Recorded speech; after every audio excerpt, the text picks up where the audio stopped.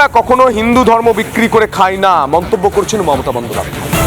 হিন্দু ধর্ম বিক্রি করে কারা খায় এই প্রশ্ন অনেকেই করছেন মমতা বন্দ্যোপাধ্যায়কে, কারণ তিনি তার দায়িত্বে বলেছেন মানুষ তাকে নির্বাচিত করে পাঠিয়েছেন। তো এমন কি হলো যে আপনারা একটা ধর্মকে বিক্রি করে খাচ্ছেন? একটা ধর্মকে বিক্রি করে আমরা খাই না, আমরা সর্বধর্মকে সম্মান করি।